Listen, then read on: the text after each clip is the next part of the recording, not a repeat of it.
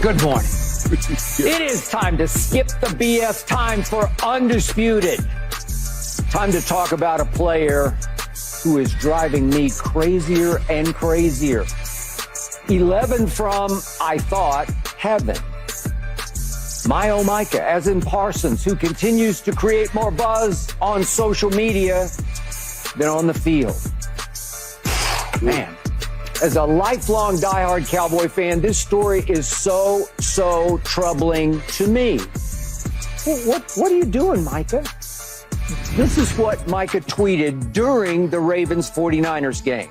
And I quote, "Down 21 and there are no shots or development throws, exclamation point, should tell you all you need to know, exclamation point." I'm sure the 49ers will read that as a shot, of course, at Brock Purdy. So this was Deebo Samuel's response to that tweet on Kay Adams' show. "Bro, we beat you 42 to something a long time ago. I don't get why he's so bothered about what we got going on over here. I don't understand, like you saying you could be a quarterback in this offense and you've lost 2 straight." And this is what our man Rob Gronkowski said to Kay Adams about Micah's tweet. And I quote, "It's really weird that he's tweeting that out there. First of all, there's a saying out there, losers focus on winners and winners focus on winning. And if you want to be a winner, then you have to focus on winning." And this was Micah's tweet response to what Gronk said. And I quote, "Prime example of let's attack the person rather than addressing the topic.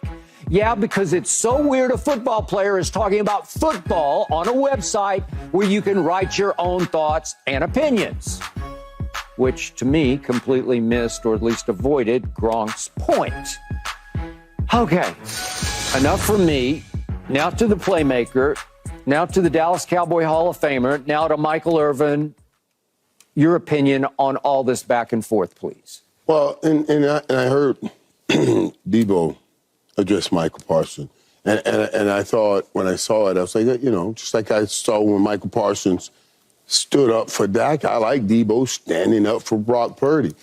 This is the time we're in now. We can talk a lot of things about how platforms are changing and media is changing and athletes are changing. And athletes now, all athletes, a lot of them seem like they're going to their own platforms, their own podcasts. Draymond Green, there's so many guys that make it popular.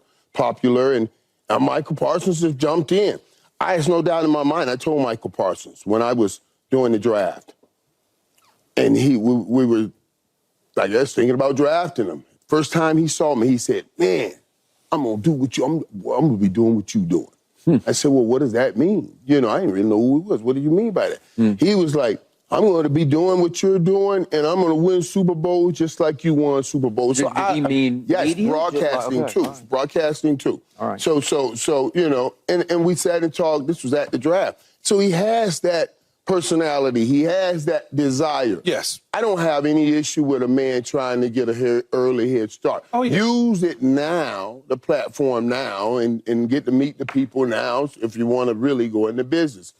We do boot camps at the network and other networks. They do boot camps where they bring players in, and they help them with trying to transition into broadcasting. Now, when you are on the Dallas Cowboys, and it gets so much attention, and you are who you are, and Michael Parsons, yeah, things get hyped, they get blown up. Skip, you're worried about it because you think it's going to give San Fran some more hype. Absolutely. It absolutely is. It absolutely is. And they'll come in hyped because of it, but Michael Parsons has to match that. I don't have a problem with guys talking back and forth. I see that as the new NFL now. Everybody's going to have these podcasts. And now there's a lot of reasons too. People want to be able to get their voice out. When things go on, to get their voice out. So I understand it. I understand this is new business. But I do want to be focused. I want us focused on winning. And that's an interesting quote Grunt came up with. I had a show when we were winning. I started I had a Michael Irvin show going on in Dallas. But you had already won a Super Bowl. Thank you. We were winning. You know what I'm saying? Yeah. Now, but Michael Parsons playing some great football. We had guys come in. Remember Martellus Bennett? Martellus Bennett came in, and he started MBTV. He's a tight end. Good tight end. Started MBTV. I said, hey, Martellus, come on. Before you start MBTV, why don't MB score some TDs? And then people want to hear what you have on MBTV. But that's what I'm saying, Skip. But Michael Parsons has played. He has showed up. He has done what he's needed to do. So I don't have an issue with him. If he's not showing up on the football field and now he's out here talking just talking, then I'm going to have an issue with that. But Michael Parsons has showed up. So I don't have an issue with it. I don't have an issue with it. Like you said, Michael, there's boot camps, things of that nature. I went on the national TV shows, the Foxes, the CBSs, during my bye weeks. When David Hill was here, Ed Goin, I was part of that. It helped me. Did you have a show your rookie year in New York? I did not. Okay. I take that back. I did have a show with Lynn Berman on NBC. Okay. Once a week? Or Once a week. I had the Keyshawn Johnson show on NBC with Lynn Berman as my host. Right. But I did not talk about other teams and other players, Skip. Okay. You know what I was? I was a cat burglar, and I was good. I didn't step on the toys. Yeah. Okay, especially after 2 losses. I wanted to get in and get out. That's the only thing that I would say about Micah Parsons is you lost 49-10, man, or 42-10. 42-10. Yeah. Just don't talk about them. Not them. Just leave them alone. Don't light that fire. You lost. They beat your you-know-what. Okay? And in the end, I have no problem with Deebo Samuel defending his quarterback, as he should. As he should, or any teammate for that matter, being attacked by anybody out in the universe that feels like he's not capable of being the quarterback that everybody praises him to be, Skip. So I have no problem with that. Micah, on the other hand, bringing unnecessary attention to the situation. He's adding more pressure to himself because what happens now on Saturday against the Detroit Lions, guess what I'm going to do? I'm going to watch. I'm going to see if Dan Campbell running at him, and I'm going to see if he shed the block and get off like the play against the Miami Dolphins. Anyway. No. Watch anyway. Of course. Of course I'm going to watch. But my focus is heightened. More emphasis on watching 11. It just does. Yeah. Because what's going to happen on Monday after Saturday in the Cowboys and they rush for 250 on the Cowboys, the first thing everybody's going to say is, well, see, he's spending more time doing this. He should be focusing in on his keys in reading what the offensive guard is doing when he pulls, opposed to reading what his producer put in front of him for his podcast. That is what people are going to say, Michael. And all I'm saying is, why bring unnecessary attention to you about a team and a player that hung 42 on you? Talk about if we see them again. Talk about if we see them again. We are looking forward to seeing. I'm not saying don't talk, but we're looking forward to hopefully seeing them because we know the 49ers. That's how I would flip it. I would say, simple, Skip, I'd say we know the 49ers are probably going to be there. We can't wait to see them again. Thank you. That's what I would say. Michael Irvin. Yep. I love you, man. I love everything you did for the Dallas Cowboys. I love everything you stand for. I have told you again and again, straight from the bottom of my heart, you were as great a leader as I ever got to cover in the confines of a locker room. You get this, and yet your heart bleeds metallic blue. So you're torn because you want to defend this young man because you know him and you do believe in him and you want him to be a little more than he's been so far. But to your point, he's done a good bit in the National Football League, but not nearly enough for me to live up to what I think he can be. Skip, that he has played extremely great football since coming in here. But you're talking about a team that you had zero effect on. They beat you 42-10. Okay. And the other problem is now we've gone 4 games and he has a sack and a half. And he got a half a sack at Miami because he cleaned up and finished up what Dorrance Armstrong started, because Dorrance got there first and Micah just finished it off, and he got a half a sack because of it. I watched that whole long, painful game at Miami in which we hung in, and we needed one play from our defense, just one play.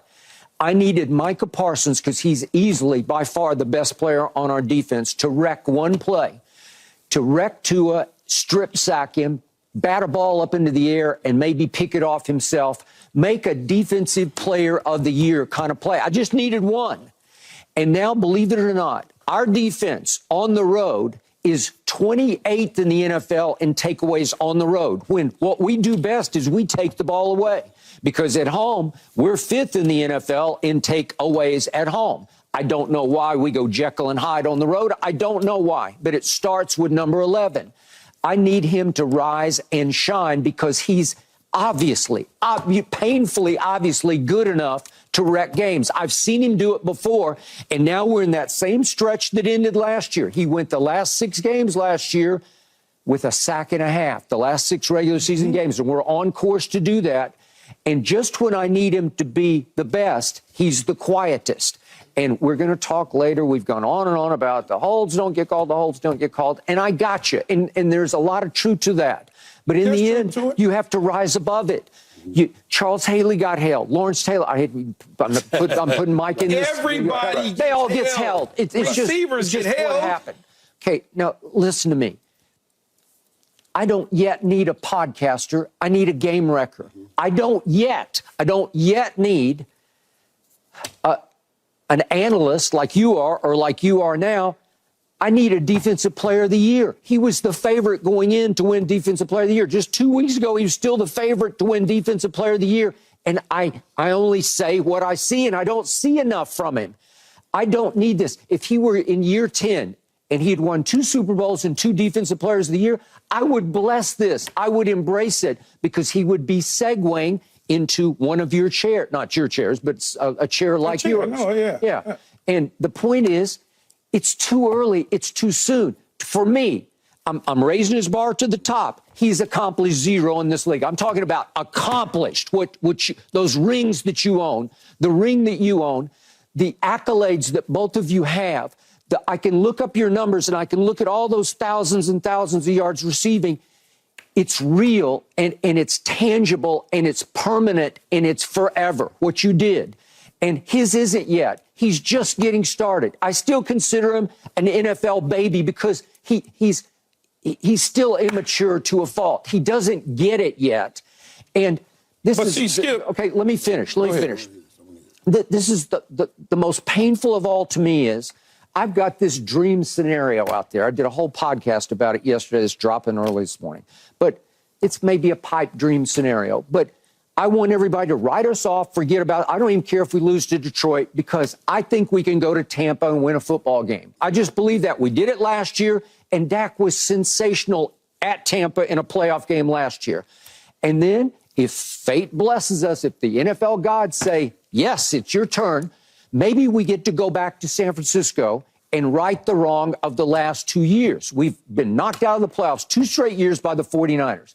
They are obviously really, really good, notwithstanding what happened last Monday night, because they got taken apart.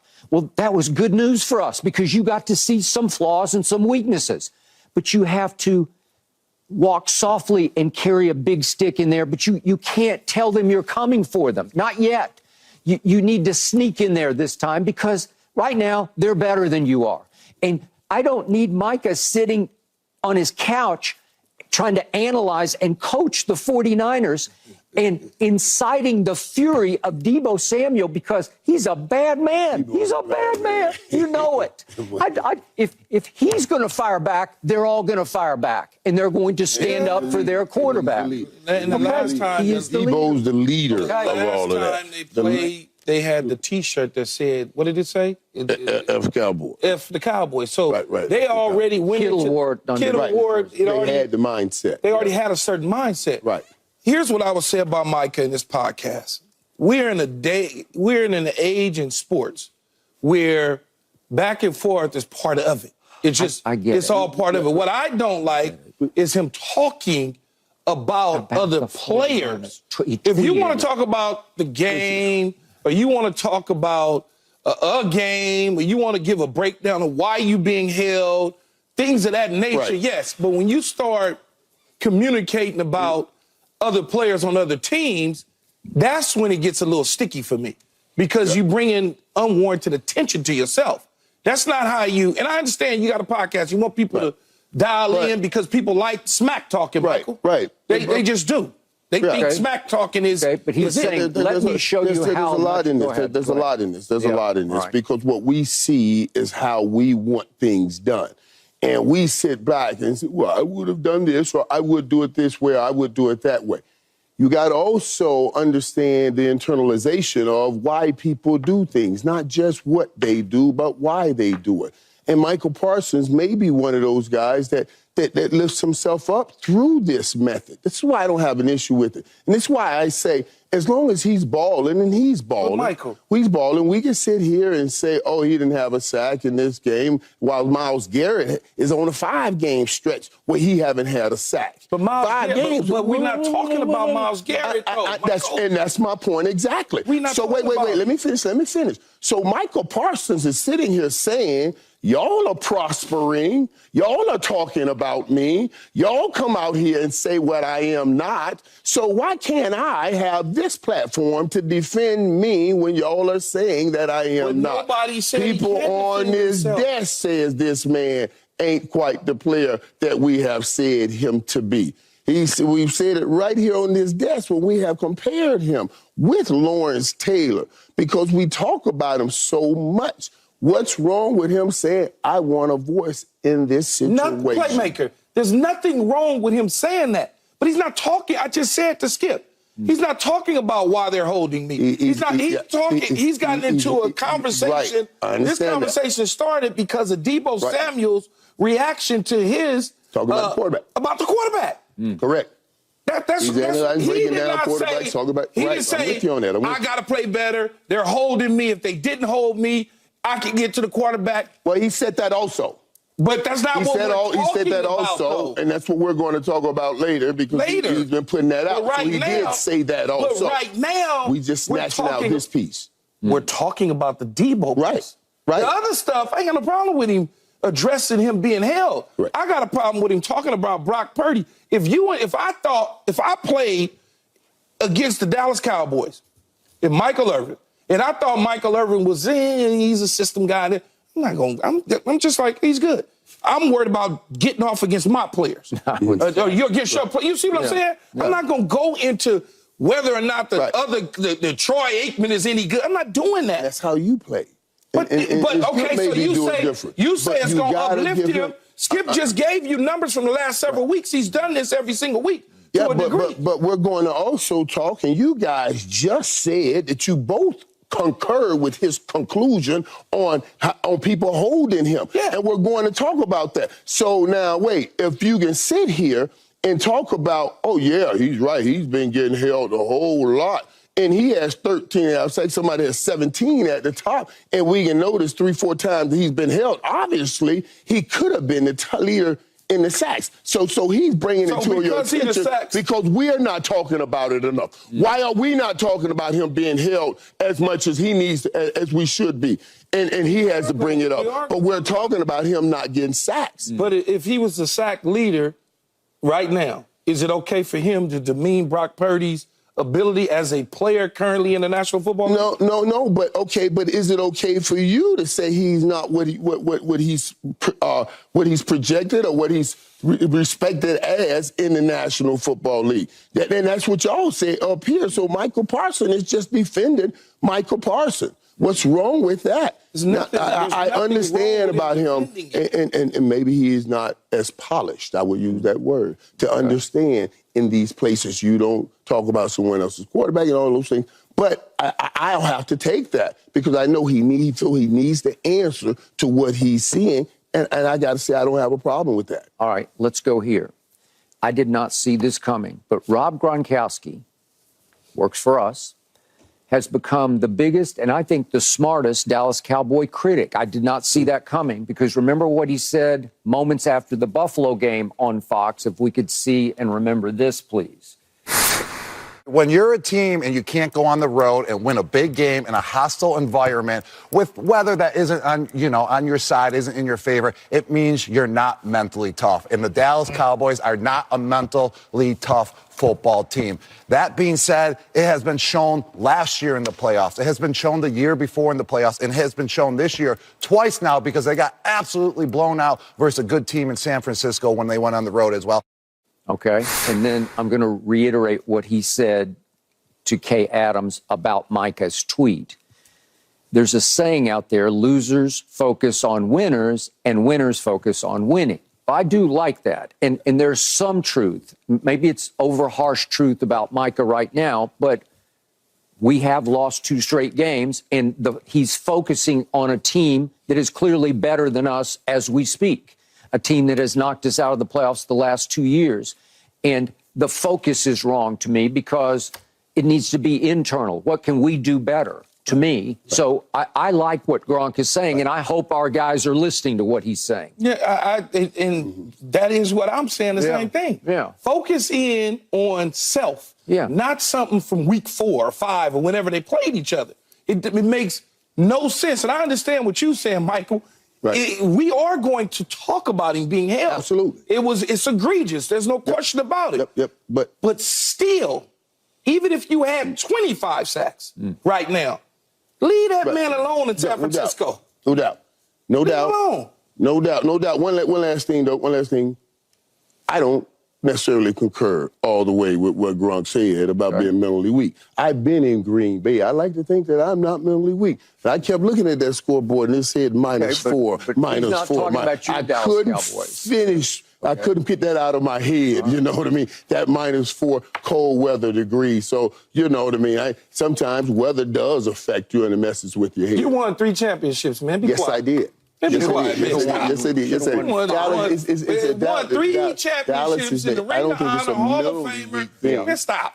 I don't think it's a mental. Okay, up next, we got to talk about yesterday's story of the day. Is that it for Russell Wilson in Denver? We debate next. Stop, my God. No mercy, no mercy, no mercy. Fall back down. With 2 games to go, still an outside shot of making the playoffs, Sean Payton has benched Russell Wilson in favor of Jarrett Stidham, Keyshawn Johnson. What exactly is going on here?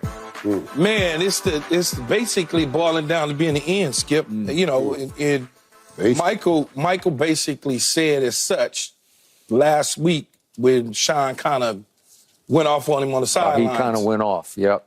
And look, it starts with money. All right, there's a lot of money that's due to him. $30+ million of guaranteed money, but then $85+ million if he was to get hurt in these final 2 games. One of the 2 games. Now all of a sudden that money becomes guaranteed if in the offseason he can't pass a physical. So now you're paying a guy $85 million that you probably don't want.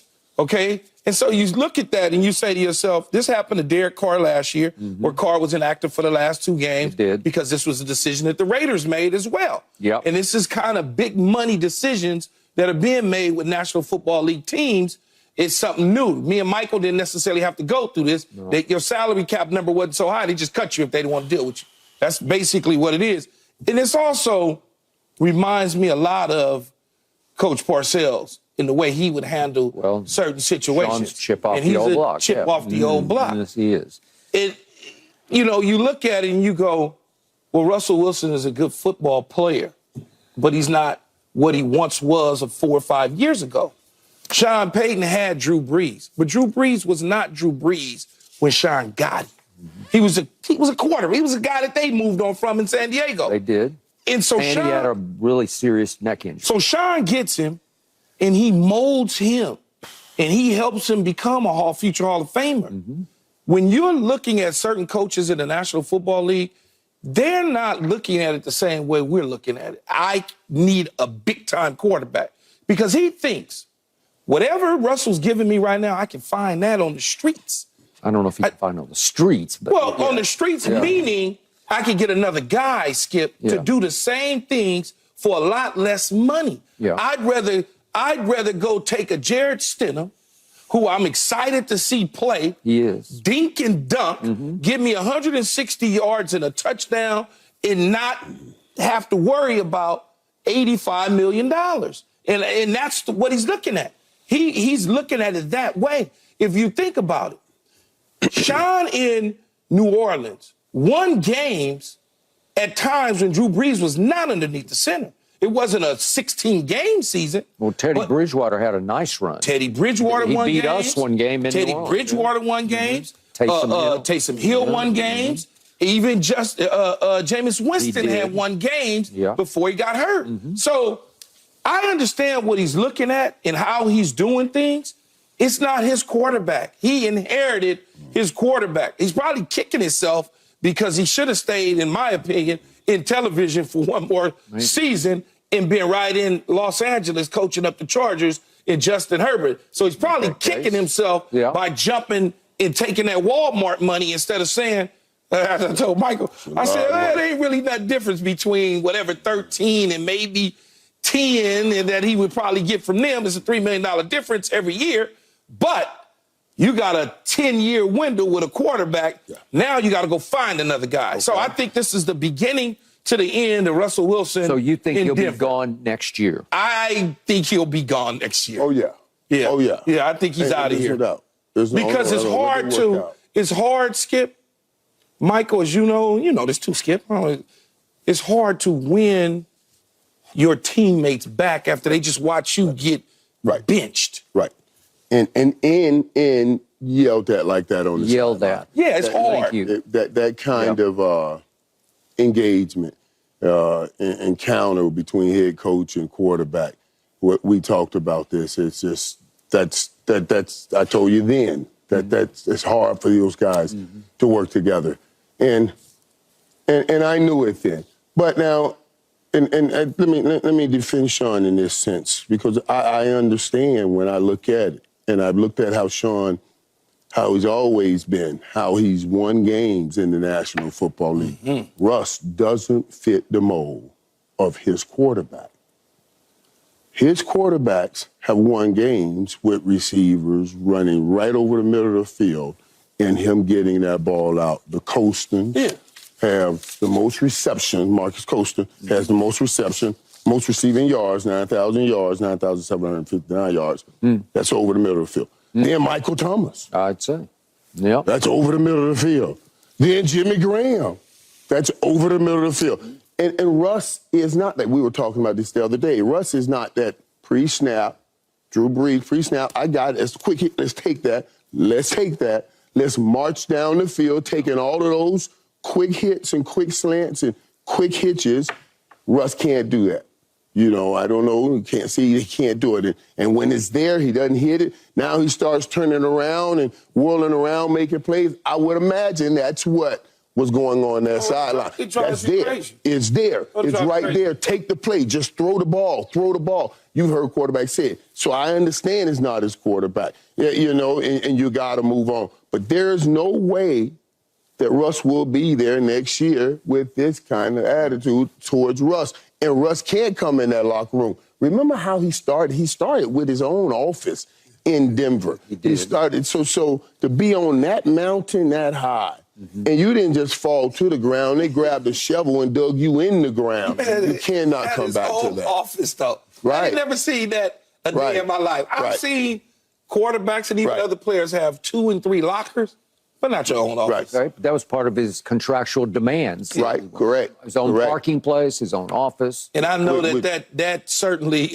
irked Sean. Right. Without Sean even telling me, I know he did. He made mention of it, that he didn't like it. Look, I'm going to say this again. I like Sean hugely. I have great respect for him as a play caller and a head football coach because he's done it at the highest level and been successful. I still haven't gotten over that tirade that he threw at Russ on national TV on the sideline, and it was the beginning of the end because it's one you can't come back from to me. It's so over the top. he lost it on Russ. And remember, the circumstance was they had back-to-back plays that looked like they had scored, and I think Russ wanted Sean to challenge, and neither time did Sean challenge. And yet, as Russ trots to the sideline, I assume he just said, I'm just guessing this, why didn't you challenge? And Sean didn't like that attitude because I think Russ is not his sort of cup of Gatorade. I just don't think he likes his nature or his realness or whatever that missing leadership trait is that Sean doesn't like. And he showed you what he thought of him because he would have never done that to Drew Brees. I mean, never close. I'm not sure he'd done that to a lot of quarterbacks he's coached. I don't think he would have done it to Teddy Bridgewater. But he did it to Russ because he's showing you, he can't help himself, he's showing you what he doesn't think of Russell Wilson. But now we get back to the financial part of this. It's mind-boggling to me, the mistake that got made, because remember, the contract extension that he got when he was acquired, it doesn't even start until next year. It's 5 more years at $243 million. So I'm not sure about the numbers you were saying. What I read, and I could be wrong, but I think it's $85 million of dead money. Yeah, $85 million dead money. Okay, that's what that's gonna count against your cap going forward. It's crippling, man. It's going to cost you a bunch of football players. It becomes dead money. June 1st, Skip, they could designate him, get rid of him June 1st. In 35 of that million in 2024, 49 of that million in 25, but they still owe him $39 million in 24. They still got to give him real cash. Right now. And he has a no trade clause. So he's not going to have to, if he's not willing to, work with you on anything. Well, we got a good trade set up here. So what? Why would I try to help you out after you treated me like this?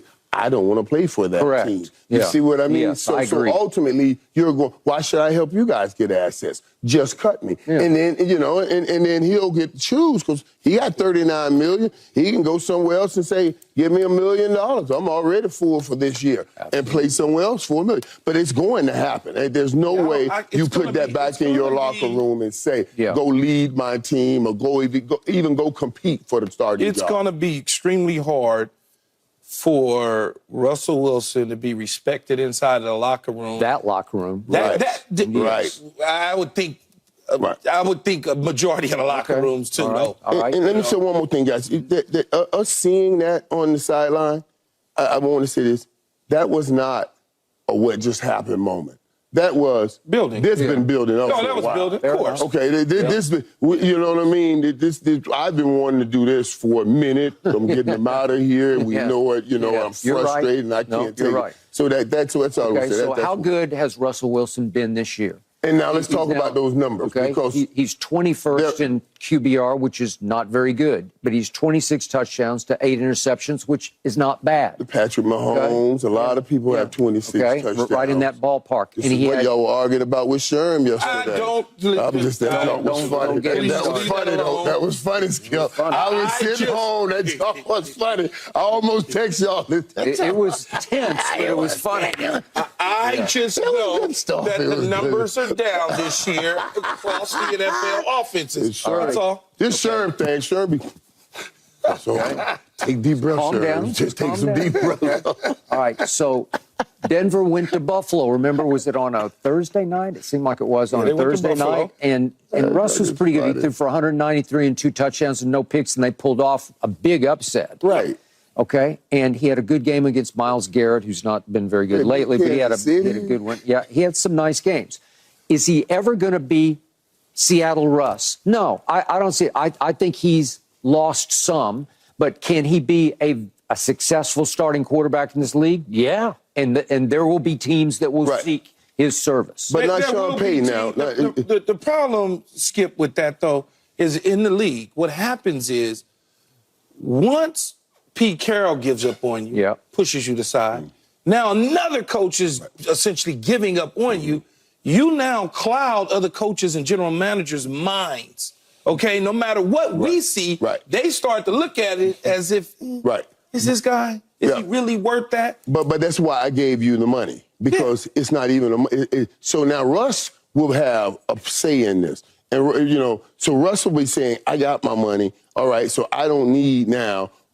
I need to make sure I can show somebody and everybody that I can play. He'll get a chance now to try to pick that next opportunity. Yep. He can pick that next opportunity. Well, he picked Denver. And try. Yeah, but but Denver wasn't ready. You know, that wasn't Denver. Yeah, but with the first time head coach and all of that, there was a lot in that. And then you bring in Sean Payton, and it really isn't. It's just it's a style matchup issue here, and he's too short to play the kind of way. Even though I know you're gonna say Drew Brees played, but Drew Brees he plays in anticipatory throws too. All of those throws, he knows where you're going to go. He threw it before you. I've stood next to Drew Brees. He's taller than you think he is. Right. No, he is. He's a little over 6 feet tall. He's tall enough. He might be 6. No, he he's might a be good 6. But I know. I said he might be 6, but he's a tippy-toe thrower. Yeah. And like Michael was saying, though, the whirly bird stuff, not anticipating and understanding what they like. And when I say they, I'm talking about the certain tree that I belong to. You do. They like precision. Right. They like to be able to carve a dude up, methodically moving down the field. They don't like shot plays all the time. I got it. They just want to, they take the 5, 6, 7 yards. Over the middle. That's a run play to them. And when you start doing things outside of that, yeah, it looks cute to throw to Sutton in the back of the end zone, touchdown. The way it works. Let me tell you something. We ran a play one time, Skip, and I ran a different route. Where was this? This was when we was with the New York Jets. And they scream, I scored a touchdown. They screaming and hollering. Yeah, blah, blah, blah, blah. I go back to the sideline. I say, whatever that was that I just did, y'all should put that in. Y'all should put that in. Because the other stuff y'all was doing, that didn't get me number 5 yards. This was a touchdown. Right. Just put that in next time. Did you make it up or did you? Yeah, I made it up because it was a route where I was being covered and we kept trying to run it, but they kept vicing me, covering it. And I just stuttered. Them dudes, and I went up top. Did Vinny throw it? Vinny threw it, yeah. Okay. Yeah. Was he on your page, on your way? No, he was on the same page because he could read my body language, but the coaches. And he had seen it before. You know, because when you see guys clamp down, you say, hey, man, they're clamping. They know it. They're anticipating me coming in. So let me stutter, and we get up the field. I got screamed and dog cursed all the way. I'm like, man, we just scored. We up 21-7, and y'all worried about that? Just put that in. Won't y'all put the double move in? All right, I got it. I'm going to say one last thing about Russell's value on the open market, especially if he's minimum wage because he's made his money. Look what Joe Flacco is doing in Cleveland right now. There's always some opening where they'll say, well, this guy did win a Super Bowl and did play in 2, and he's not that old, so let's take a shot. I think somebody will give him a shot. Oh, yeah. Somebody will give him a shot. Yeah, but Flacco was hanging around. He didn't start the season with Cleveland. No. So there's a big difference. Russell Wilson is capable of starting the season for somebody. Sure. But because, again, those 2 coaches, essentially, Pete Carroll got rid of him. Now you're thinking Sean's probably going to get rid of him. It clouds the minds of other coaches and general managers about what he really is. I think maybe Sean's was already clouded from what he'd seen. That could be true, too. Yeah. He walked in not giving him a fair opportunity and chance. Yeah. Because of everything. Speaking of quarterbacks who get doubted, I still think Baker Mayfield is better than he's getting credit for. We're about to debate that in just a moment. Baker, the playmaker. No mercy, no mercy, no mercy. Won't back down. Now it's your turn. Hashtag Undisputed Live. Here we go with the first tweet from Ant, who is obviously a 49er fan. Micah, bro, sit down and prepare for the playoffs until your team beats the 49ers. Please keep our athletes out your mouth. Is that Fred Warner? Yeah, pointing at Dak. Oh, that's a 49er fan for sure. I'd say. 49er fans, when you get to talk about them, they get mad. Bad boy, that boy. This is from Coach Edwards, friend of show. Keyshawn, the real cat burglar for all Dallas Cowboy fans' hopes this season. Yeah, it's true. You ain't stepping on the toys. I think you're stealing. No, you can't step on the toys, man. Just be quiet. Noise. Get in and get out. And finally, this is from Karloff. Skip talking about the Cowboys the past few weeks. Yeah, well, you got me. That's Jim Carrey. I think it's Liar, Liar. It's taken another year off my life the last couple of weeks. Give up. But it ain't over yet. Now it ain't over. 2 weeks ago, a week ago, you gave up on them. Now you back in. They done drove you back in. I told you how that thing works. I divorce, I'm done. You'll be back at that altar. All right. Especially you're a fan. You're a fan. That's the whole right. Let's talk Baker, as in Baker Mayfield. So now the question looms in Tampa, as in Tampa Baker, exactly how good is Baker Mayfield? His stats this year, believe it or not, across the board, are a little better than Tom Brady's were for the Bucs last season. Bucs have won 4 in a row. So, Keyshawn, is Baker proving he is a franchise quarterback worthy of a long-term deal? See, I like Baker a lot personally. You almost said love, but then you amended to like. Right? I helped him prepare for the draft. Did you? In the combine and everything. And look, if somebody gives him an opportunity, a chance, like Tampa Bay has, and he goes on and he shows them not just making the playoffs and winning the division in a poor division, but making a couple, beat the Cowboys, for instance, get to the divisional round, then we got a small package for you. Franchise quarterbacks. As in 3 years? 2 years, 2 looksies, looksy years, because a franchise quarterback to me is 4+, 5+. Ryan Tannehill was a mistake for the Tennessee Titans after Derrick Henry led them to the AFC Championship game. Because a player has shown you flashes, you cannot get so caught up in, he's my franchise guy, I got to get, because it'll be a mistake. You don't want to make a mistake at this position. Once you make a mistake at the quarterback spot, you set the franchise back years on top of years. See Russell Wilson, go ahead. And so to answer your question, I think he deserves an opportunity to stay in Tampa, but is that franchise worthy? Do I give him 5+? Franchise quarterbacks, the Aaron Rodgers is, the Patrick Mahomes is, the Josh Allen's. Those are the 4+, 5+ years. Yep. I don't think that Baker Mayfield is there because of this. The roller coaster ride started in Cleveland. So your conclusion is he is not a franchise quarterback. I was going to say, my conclusion is he's not a franchise quarterback. You would not invest long term. I would not invest super long term. A 2-year look-see deal. You think he's earned at least another year? Oh, absolutely. 100,000% he earned another year. Okay. Well, when you look at it from not just the question of is Baker that kind of quarterback, but from the perspective of the Tampa Bay Buccaneers, and start saying, okay, what are we doing here? Like, from a team standpoint, are you going to go and hit a rebuilding? Because if Baker's not your quarterback and you get rid of him and you're not going to go bring in a young quarterback to put with Mike Evans, who's 31 years old and being the unrestricted free agent, and Chris Godwin, who's 2 more years on his deal. So, but they've already said they're not bringing Mike Evans back. Right. Well, no. They couldn't work out a deal with Mike Evans. Well, that's what I'm saying. Essentially. But when if Mike Evans hit the market, we don't know what the market's going to bear for him. You see what I mean? I don't know if Mike Evans wanted. But he's 31. Mike Evans, he's 31, and somebody may say he's up and over the years. And Mike Evans is going to want 30, 35 million right now. That's top receiver money. What if somebody's only offering him 25? You never know. I understand what you know what I'm saying? And the team come back in. What I'm saying is, I got something going pretty good with Baker, Mike Evans, and Godwin right now. I don't want to turn all of this away and start over with nothing. Most teams that are going to start over and do some rebuilding, when we started over rebuilding, we got that center masterpiece in Troy Aikman. We watched Houston get that center masterpiece in C.J. Stroud. Carolina thought they had that center masterpiece in Bryce Young. You need that masterpiece that you're going to build around. Trevor Lawrence was supposed to be that for Jacksonville.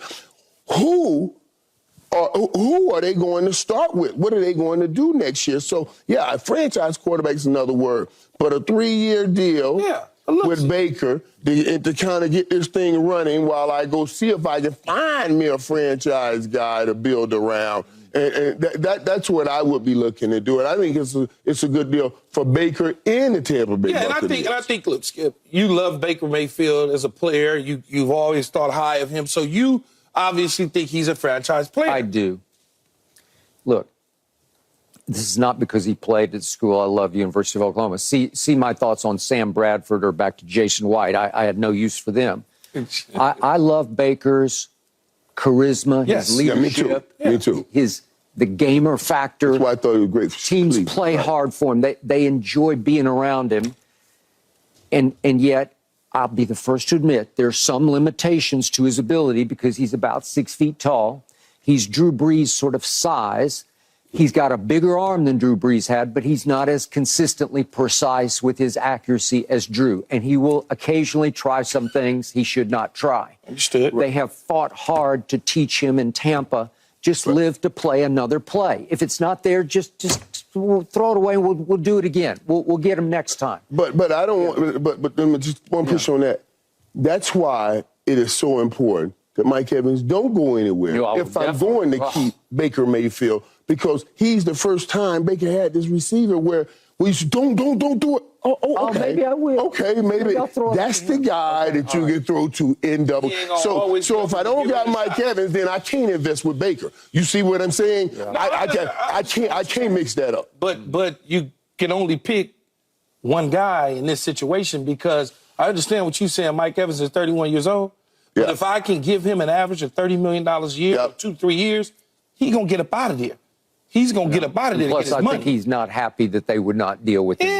Yeah. I understand. But we can calm those down. And if you don't get the number you want and we come near another number, you calm that down. Jaire I'm just saying. And Baker has benefited from Mike's contract push. He's trying to show he's playing for his next deal, and it's been a great little marriage that they got going. Okay, great connection.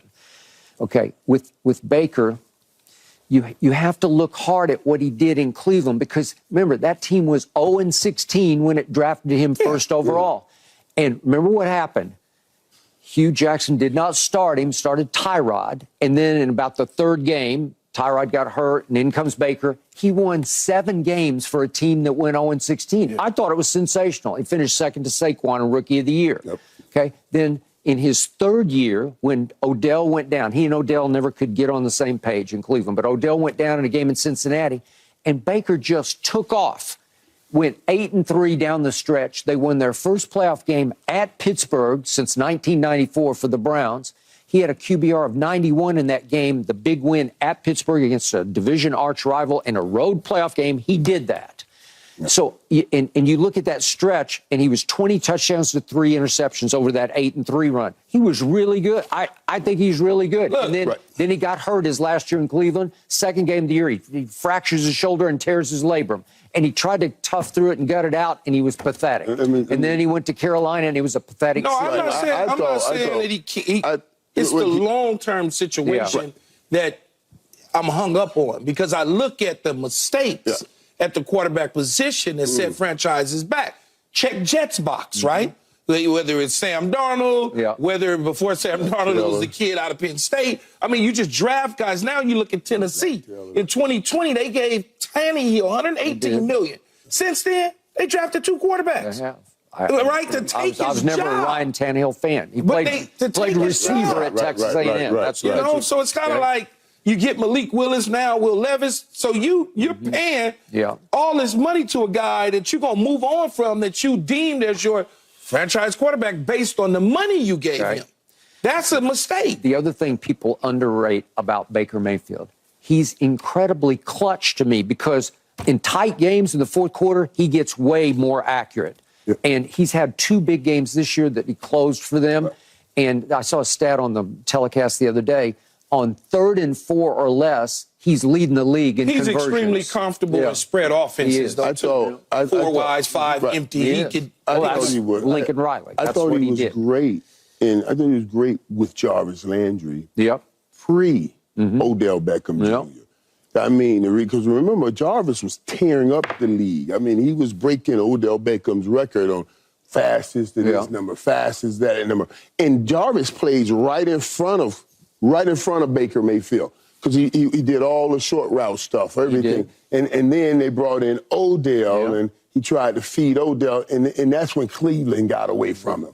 You know what I mean? I thought if they never brought that in, then maybe it would have been a whole different situation, even in Cleveland. He had gone through a lot of coaches. So, yeah, I believe he can play. But if I don't have the two, then I would have to think about something comparable to Mike Evans that they could pick up along the way. I don't even know if I would mess with comparable.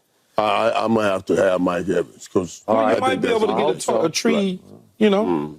I hope so. Hey, Kansas City's still looking for another cheetah. I bet you they think. They're rethinking you can find anybody anywhere. You know how I guarantee you that. So, in conclusion, a lot of people out there don't like Baker Mayfield because one time he woke up feeling dangerous. Remember that? And they don't like it. He's too cocky for his own good. It was all the commercials. I've been around all the commercials. You know what? I like you. I don't. That helped do him in Cleveland. That helped do him in and remember, Cleveland. Progressive is based in Cleveland, and they just fell in love with it. And I like the commercials. But it only helped do him in when the shoestring started to fall apart. When the shoestring was tight, and he was making all the commercials, when he took them to the play, it was cool. Yeah. But you know how that thing go, Michael. When that shoestring started to unloosen and unravel, everybody, like, they away from you now. But when he was rolling and they went to the playoffs, everybody put their arms around him no matter what he was doing. At home with Baker Mayfield, remember? In the stadium. It was cool commercials. That's the thing. But see, that's the thing. Like, turn out the lights. Consistent, and you got them commercials and stuff, and you ain't consistent, people going to point to that. Yeah, absolutely. Yeah. Okay, I can't wait for this one because these guys been talking about it every commercial break. What was Jaire Alexander thinking the other day as he walked out for the coin toss? Did you tell him to do that, man? Did you tell him to do that? No. God, no. Oh, God, no.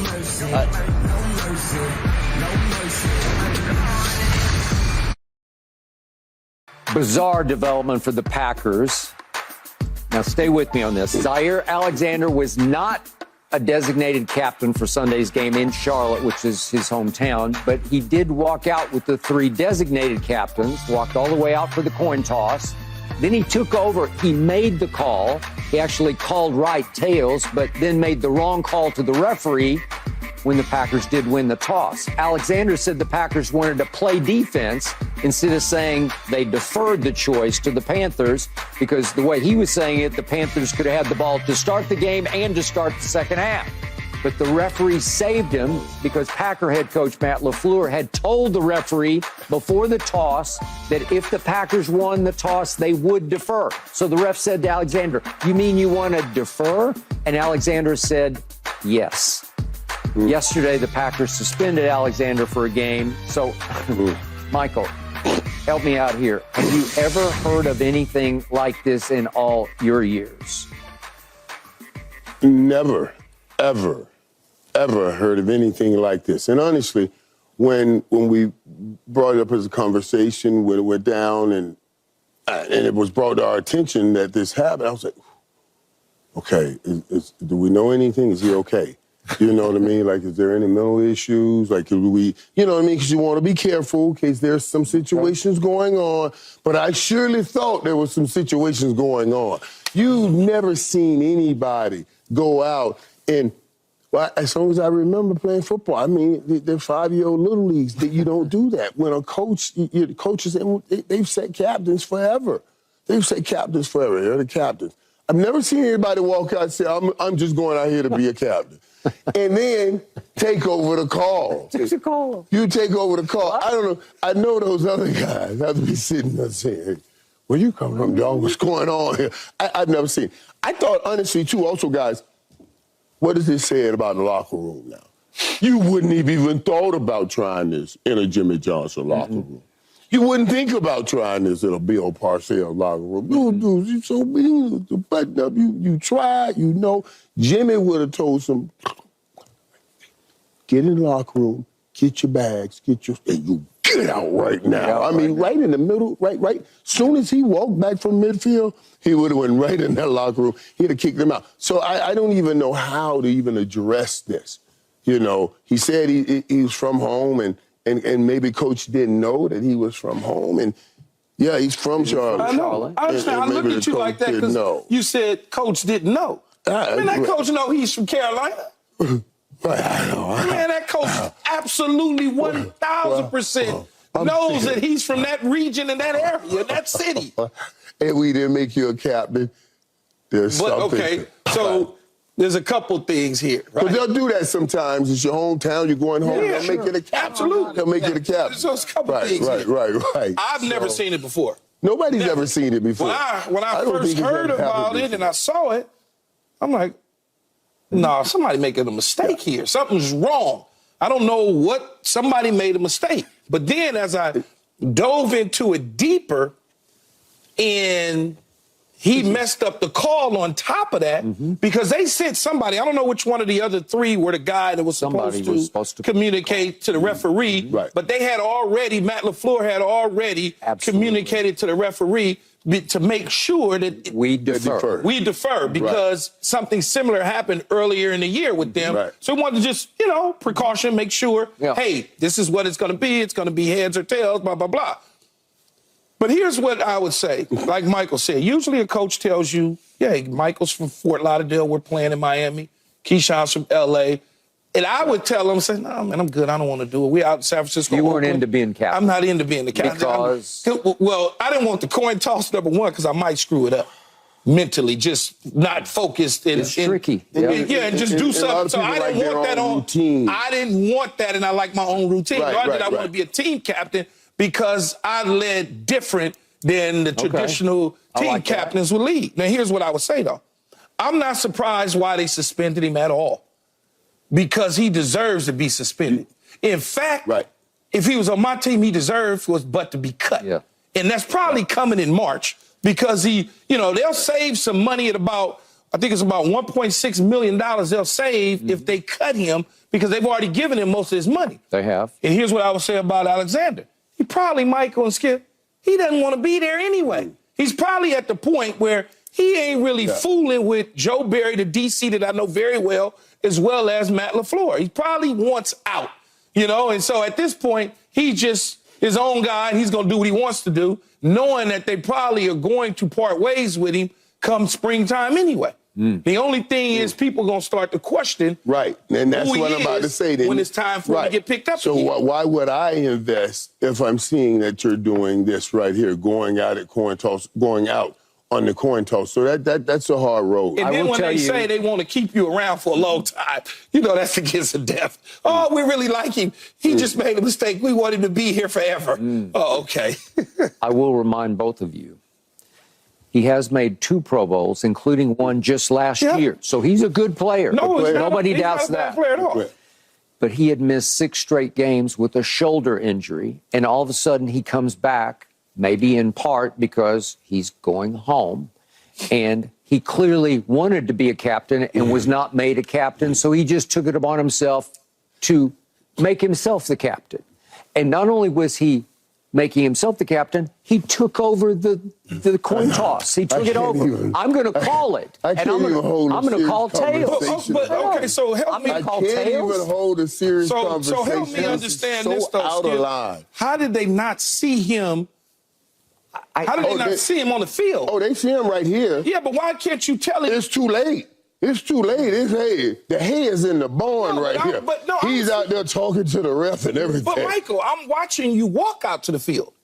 I'm standing there. I don't know. Well, what are you going to do, run out and grab him? If you're the coach? Go grab him and say, come back? Look, the way it works is national anthem probably took place.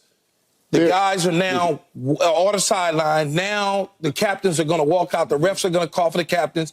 They're going to walk out. I'm the head coach. I'm watching, unless I'm overdoing something totally different. Maybe something else going on. Maybe you are off on the bench going over plays with Jordan Love. I don't know. But I'm going to assume that Matt LaFleur was standing on the sideline at this point. And if you saw him walk out there, you wouldn't. It seemed like you would have stopped him. It's almost like, what do you do at that time? And that key, if you're on that team, I'm too practical. If Warren Sapp is on that team, or Charles Haley on it, and they notice it, look, what you doing out here? And snatch him back. But very few people are going to run out there at that time and snatch your back. And I don't know that a head coach would do it. You know, I think he would yell to the position coach. Like, what is he doing? I'm not saying, Michael, that he's standing there and I notice him.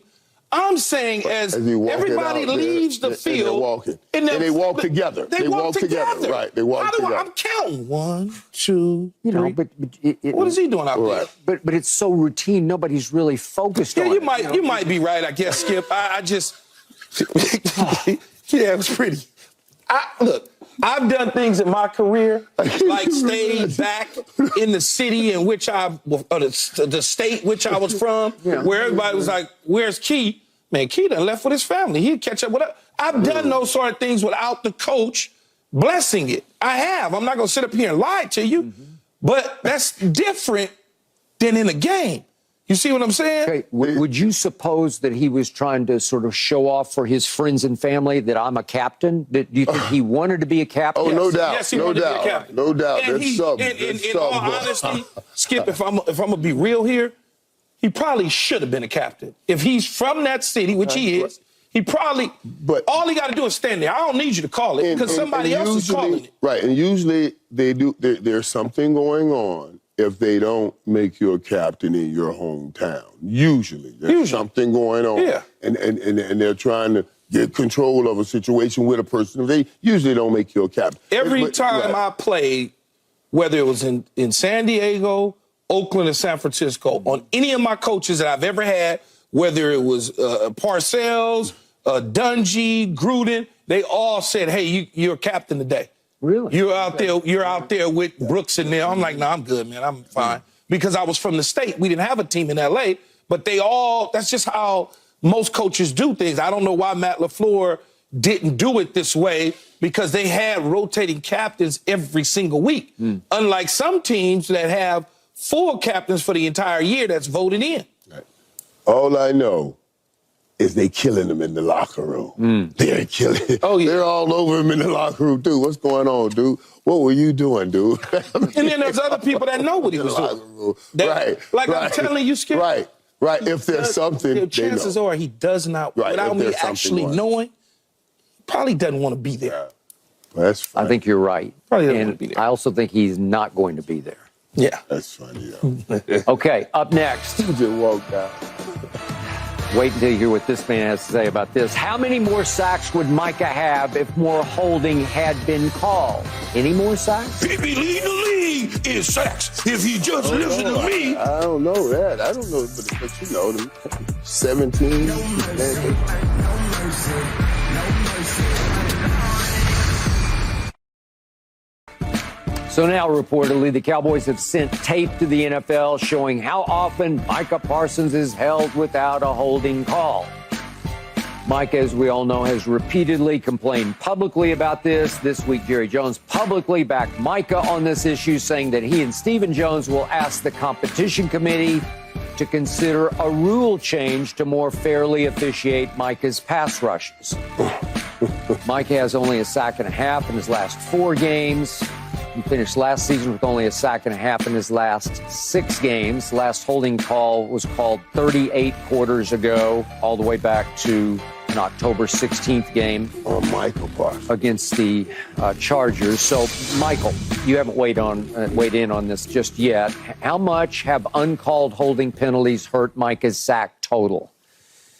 It has obviously hurt his sack total. Let's go through this now. T.J. Watt leads the league right now with 17 sacks. Micah Parsons right here with Myles Garrett at 13. You're talking about a difference just 4 sacks in 38 quarters. 38 quarters. You mean to tell me one of the best pass rushers in this league can't get a holding call? We obviously seen the plays that Micah Parsons puts out. So are you saying that he's yet to have one holding call in 38 quarters? It's been 38 since one was called against somebody blocking him. Yes. That's a long time. It's a long time. I can't even do that math. How many games is that? Right. This is the first half of the Chargers game that you celebrated that we won 20-17. Well, okay, so that's a lot. Go ahead, Michael. When you said 38, it made my ears go up. Right, and that's, so what he's saying, that's kind of wild. It's a lot. It's a lot. And especially when he's putting out these things. We talked earlier about Micah Parsons talking and all of those things. Would we have brought this up? Would we be talking? We talk about him saying stuff about Brock Purdy, but I'm glad he said something about this. Yeah. So if we're saying stop talking, then maybe we lose the Brock Purdy stuff. But do we lose this too? No. This is the issue right here. I want to see what the NFL's going to do about this. And these plays he's putting out, these aren't like, okay, that can go any kind of way. Okay, yeah, I can see why they didn't call that.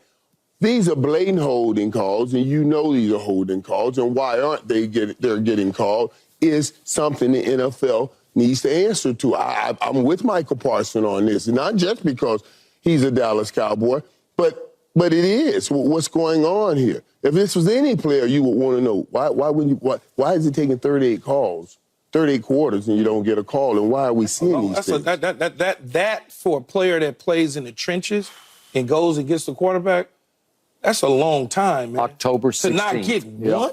Mm-hmm.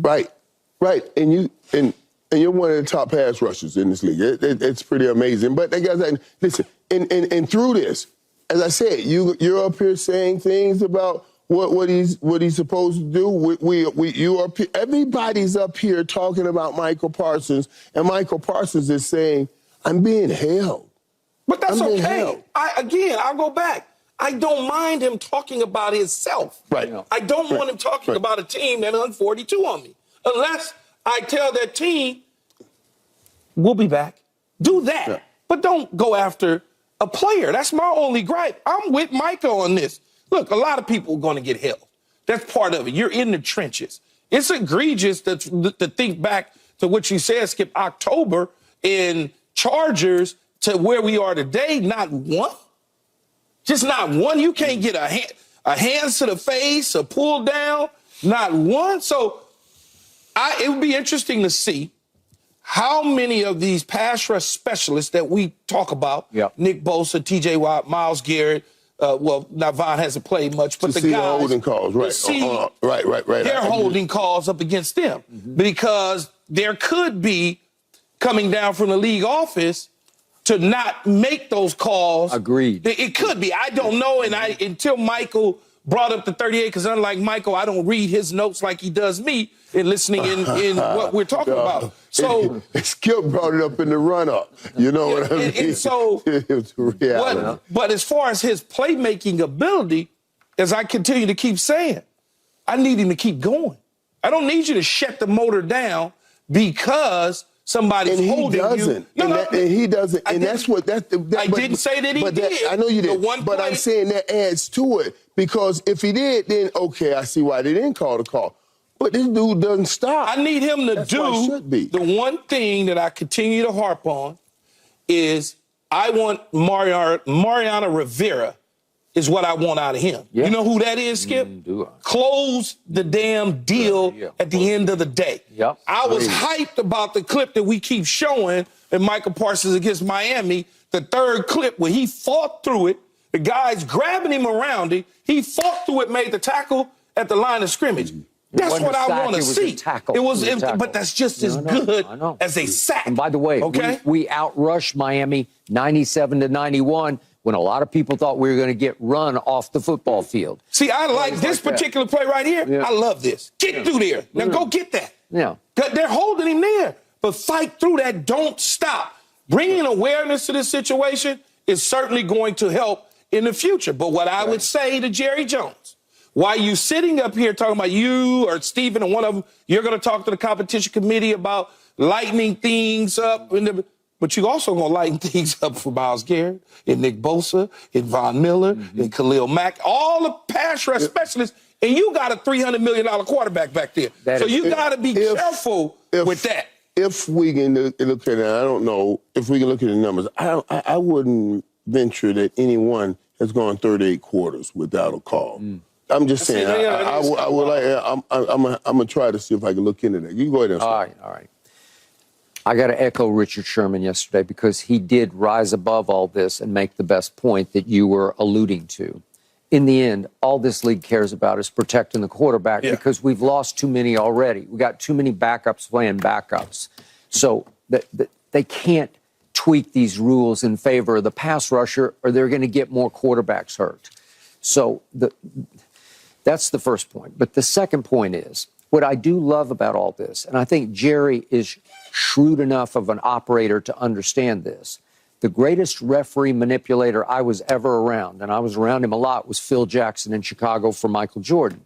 He constantly got fined because after every game they lost, especially playoff games, especially against Indiana in the conference finals, he would just annihilate the referees, and he would plant seeds in their minds that you got to give this man a break. He's the best player in this game right now. He's the greatest player ever played this game. You have to give him more breaks here. And Jordan got Game 7, he would get to the foul line and shoot 20 free throws. Okay. So I love it that they're just planting more and more seeds in the back of the psyches of these referees, shaming them to the point that we talk about 38 quarters enough that finally this Saturday at Jerry World, surely Michael will get 1 or 2 holding calls on people trying to block him. I'm going to predict he'll get 2 because at some point they say, God, this is right. They say what you just said. Wait, 38 quarters? What are we doing? Right. Okay. And the eye in the sky will be on me. The eye in the sky don't tell a lie. And Micah makes a great point. He made it yesterday. We've never seen 4-3 as a pass rusher. He can run 4-3 in the 40. Now that doesn't mean it's not 40 yards to the quarterback, but it's coming with a quickness rarely, if ever, seen at that position, right? He can flat out fly at the quarterback. He doesn't play with the strength that Lawrence Taylor played with, not yet. Still a baby to me, so an NFL baby. He does not play with the strength that Charles Haley played with because you couldn't even hold Charles. He's born strong. You know how he played. You can grab him all you want. He's just going to tear through it because he played with a power that Micah doesn't yet play with. So Micah can get held successfully.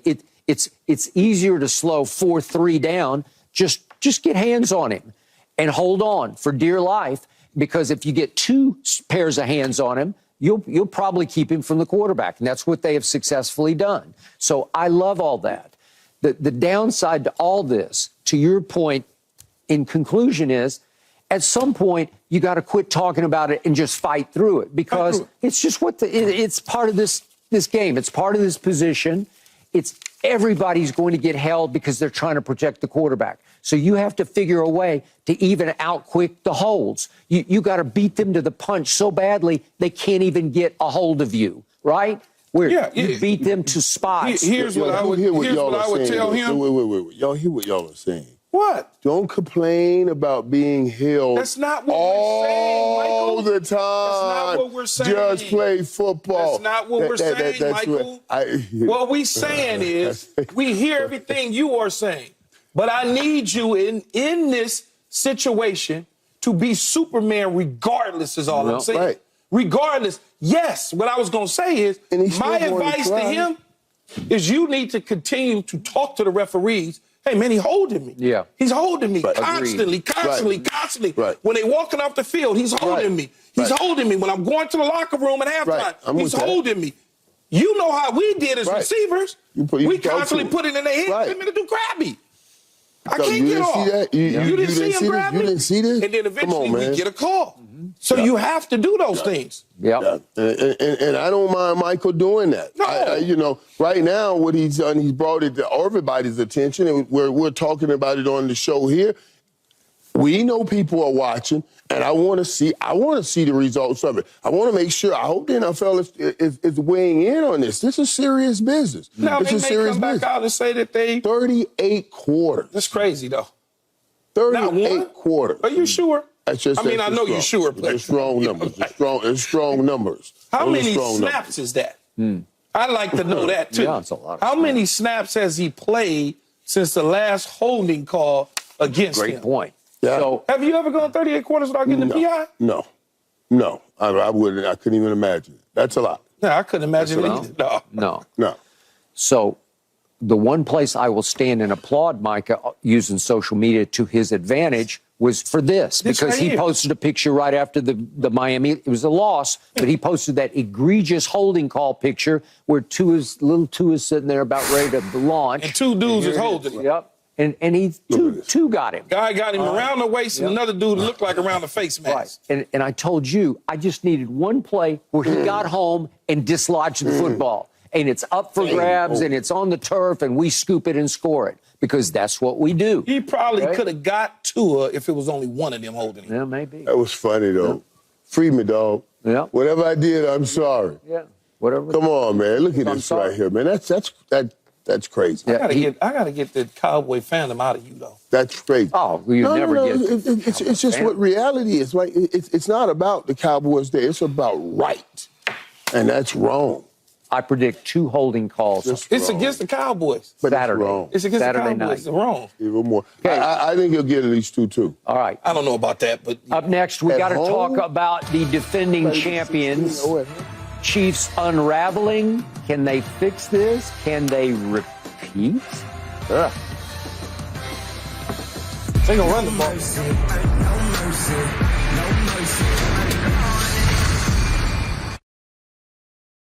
Travis Kelce went cursing crazy on his podcast as he blasted everything and everybody, including himself, for the Chiefs' offensive struggles as they've lost 3 of their last 4 games. Meanwhile, Chiefs legend Dante Hall gave the Chiefs quarterback this advice: Patrick Mahomes, I love you. You're my favorite quarterback, but I think you need to fall in love with the mundane. It's time to be checked down Tom Brady. Dante Hall said Mahomes should stop trying to go for the big play and just take short gains when available. Hall also commented on Mahomes' recent sideline outburst, saying, quote, body language is everything. When you're screaming and yelling at your players, that permeates negatively. Get back to being positive. So, Michael Irvin, bigger picture, can the Chiefs fix this and actually repeat? Can the Chiefs fix this? To answer the question simply and actually repeat this year and win a Super Bowl, that's going to be very hard to do. I would have to say I don't see that happening. Now, when we talk about it, we say, man, this team still has talent because we know a guy. We know they can play football. They physically can play football. They have talent. Guys have made plays in this league, and they have guys making plays now. But it's consistently and in critical moments, these have been the issue. It's consistency in critical moments that has caused what we're seeing. And let's be honest, we measure it to what we've known the Chiefs to be. The Chiefs walked on a football field with that offense and scared everybody.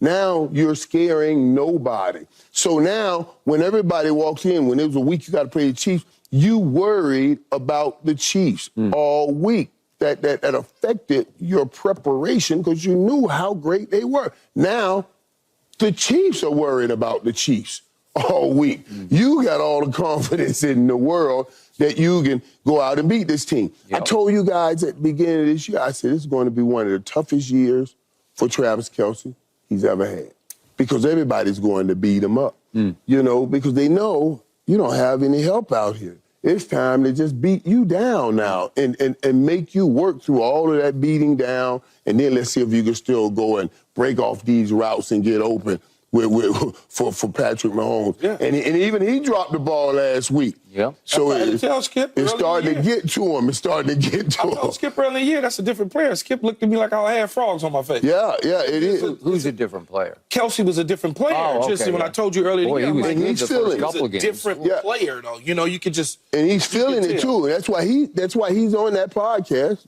Guys, you know it's a podcast like Micah Parsons was. Yes, he's on his podcast. I just want to throw that out there, too. That's what he do. So he's on his podcast saying, we got to get this together. And I got to play better. He's admitting he has to play better. So he's self-indicted first before he went at anybody else. And, and I like that from a leadership standpoint. But once you start doubting, it starts permeating your whole team and your locker room. And right now, they used to be the most confident team, but I see doubt. Not just, so whatever we say is one thing, but what they say is the main thing. And it's not that I'm doubting it. I see them doubting it. I don't see that they believe that they can go and win a Super Bowl. They'll say it, but it's not what I see. So the question is, can they fix their ego issues and repeat? It could happen, but it's likely not going to happen. They're going to win their division. They got Cincinnati and the Chargers left. Right? I don't think Jake Browning is going to beat them, and nor do I think whoever the backup or whoever the guy is at Los Angeles with an interim head coach is going to beat them. So they're going to win the division. Now the question is, they get the home playoff game, so they'll probably win that at home. But they're going to be on a collision course to probably see Miami, Buffalo, Baltimore. One of them three collision courses is coming. But it seems like they might get Buffalo at home to start it off. Okay, so if they get Buffalo at home to start it off, man, that's a coin toss, 50-50. You don't know how that might go. So I think that this year, like Michael said, Super Bowl run is probably over. It's probably over, a safe bet, right? Now, as far as... You got 15 back there. With 15, any possibility, but I'm saying no. I said possibly. Right. I'm giving it a window. I'm just not opening the window all the way up, Michael. In terms of what Dante Hall said, the joystick, in reference to Patrick Mahomes. Oh, joystick. The joystick. You like that, huh? That's the skill, but they don't know. That's what he used to call Dante Hall, the joystick. The joystick, because he had all that. He had all that. That's a bad boy now. Patrick Mahomes can do whatever he wants to do and say whatever he wants to say because they respect him in the locker room. Those are younger receivers. He's the veteran, even though he's not like a 10-year vet. No. He's the veteran guy there. He's the guy.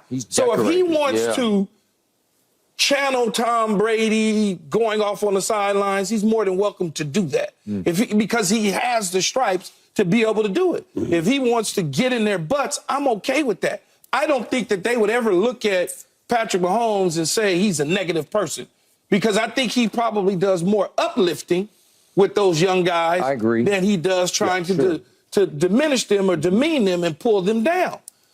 Dante was before you, but was Dante talk? He was also talking about the style of play. Not mimicking Tom Brady on the sideline with the throwing of the iPad. He was talking about, I'm just saying, he matriculating the ball. He mentioned how that negativity will affect some of the players. And I'm saying that I think that there's a major balance there because Patrick Mahomes, those are his guys. It's different. It's a little bit different with Patrick Mahomes because he has enough skins on the wall. And he does need to be Charlie check down. He does. Check back to last year. I'm talking about. Check back to last year when they were missing the cheetah. He still was trying to go vertical. And then once he realized, you know what, let me just spread this thing around the 9 different receivers, they wind up winning the Super Bowl. They did. So maybe they get back to that. Eric Bieniemy's not on the sideline. This offense is ranked 9th in the NFL when they were number 1 last season. They were. I mean, it's 9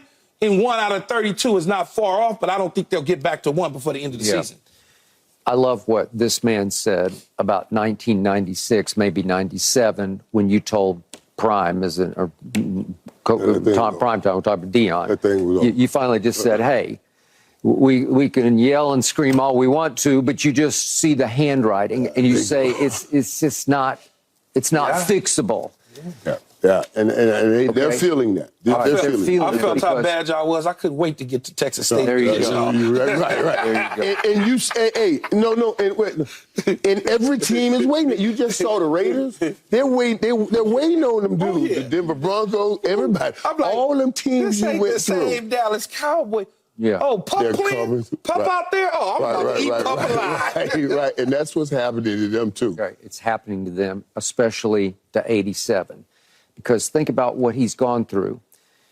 Taylor Swift shows up in the box early in the year, and he rises and shines because he's inspired. And he's going to say, well, I'm going to show you how great I am, because he is, a lot of people that he's the greatest tight end ever. He's the greatest pass-catching tight end.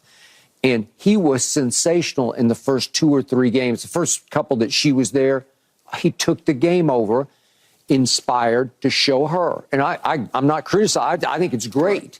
But all of a sudden, it's going to amplify the frustration if all of a sudden you start to fail with her up there and you're like, I gotta, wait a second, you're getting beat up because you're it, man. It's you or bust.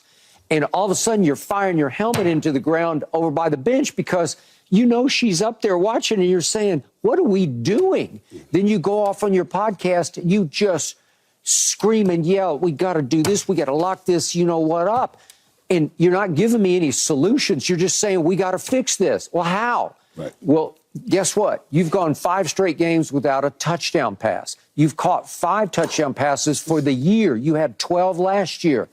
You're not playing at the same level. Maybe because you're beat up. Maybe because you're now 34 years of age. What was happening to you guys? Michael made it to age 33, right?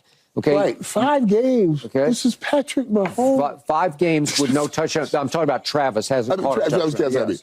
But Patrick Mahomes is throwing you the football, and you haven't caught a touchdown pass. And these two, and we know these guys here don't eat. It's not what they do on script. It's the things they do off script. Totally. That's just incredible. So it's amazing that he's gone that long without Patrick Mahomes. You could tell Skip earlier in the year, although when she was up in the stands and he was putting up some good numbers, you can look at the run after catch and some of the things he was doing wasn't the same over the last couple of years. You could see that. Like, he would catch the ball and he still would get some yaks, but just covers it up. I didn't see anything. I didn't think anything was wrong with him physically. I'm just saying, I think since once everybody said, all you got to do is slow down Travis Kelce.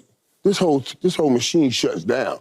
Then you knew everybody was going to focus on beating him up. So later in the game, as the season goes on, it was going to get harder and harder and harder and harder on him. And it has been. Yep. And he's spitting out that frustration right now because everybody is beating him up. This is a hard season. Keyshawn. Yes, sir. You made it 11 years in this league, and at 34, that was the end of the line for you. It was done. Okay, Travis Kelce is 34, and this is year 11. Right. So is he getting near the? Sure, he's getting near the. I was getting frustrated in year 10. Okay. So all right, and you made it only to age 33, but you made it through 12 seasons because you started a little earlier. Okay, so are we arriving near the finish line here where he's taken a lot of hits? He is run after catch. Like I said, he'll cover the ball up and just bull his head down. Yeah, it's just not the same. Okay. You could see he's not the same run after catch guy. I mean, he would catch a shallow crossing, one foot in the ground, split 2, dodge 1. He would do that, but that's not, and that's okay. All right. He's still very good. He's still very good. One to be, if not the best, still tight end in the National Football League. But I'm just saying he's getting beat up more. Yeah. And that's why he is beat up more. Okay. Now, against the Raiders, I told you guys whatever day we did. I'm getting the days mixed up. Tuesday. I told you I'm watching Mahomes, and play after play, he drops back and he looks, and then he dodges to his right, and then he circles back to his left, and he's just playing backyard football. And he doesn't have anybody who can play with him because they're not separating. Nobody's uncovering. He's looking, and then it's incomplete. And he's trying to force one into Kelce, and it's a dirt ball. And it's like, okay, to Joystick's point, if you get back to some rhythm in your offense, see, it's the Eric Bieniemy factor. They don't have a bad cop who can say, hey, what are we doing here? You are going to throw it to him on time. You're going to throw it on rhythm and on time, and we're going to get some momentum here. Right. But when that thing starts rolling downhill in a bad way, it's not as easy to turn around. Okay, well, let's get some timing throws out. So Kadarius Toney comes on an under route. He drops that under route. That's right. Hits right in the hands. That's a timing route, right on time, and boo, boo, boo, balls in the air, and now that's an interception. But that's exactly what you're trying to do. Let's get something easy. Let's drop it across the middle, and that ball goes in the air, and then this frustration comes out. But to Dante Hall's point, when you have, and this is as weird, as crazy as it may sound, when you have the cheetah gone, you now have to make an adjustment offensively to becoming Charlie Checkdown. The tight end is your available option. But also, Juju Smith-Schuster is your second tight end who's available to you, who's not going to drop balls. But he's going to be in precise little medium. He was crucial last year. He was crucial. So they also doesn't have that to their disposal. Even though he's an SC guy, I'm not saying it because of those reasons. But he, so now you look back at last year, he goes boom, boom, boom.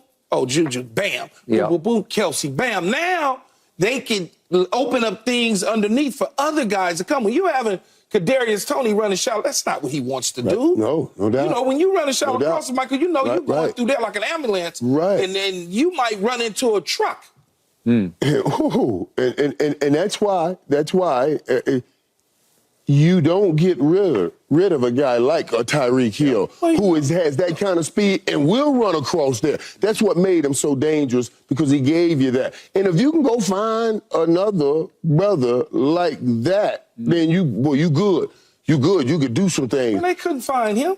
It's not another Tyreek Hill running around. I don't they think fell into that. There may not be another one. You do understand they fell into that one. We may not ever see another Tyreek Because when he came there, he was only on special teams for a minute, returning kicks and punts. And then they got rid of DeAnthony Thomas and slid him into that role, and the rest was history. You ain't going to find that one. Yeah, never again. But money, they let the money get in the way, though, too. Yeah, it was just a perfect combination. It really was. To sum this up. Why they let him get out of there? Yeah. That's perfect. Patrick Mahomes has been the QBR king for the last 5 years. He's dropped to 7th in QBR. Pro Football Focus grades him as the 9th best quarterback. It's just, but it's okay. That's what they're up against right now. I get because but no. he's just struggling. He's not what he used to be. They're not. Well, he's what he used to be. He's still what he is. He is what he used to be. He doesn't have. If I add them 30 lead, what is it, 30 now? It's up to like 30-something drops. And if I add them as completions, his completion percentage is going to go up. Yeah.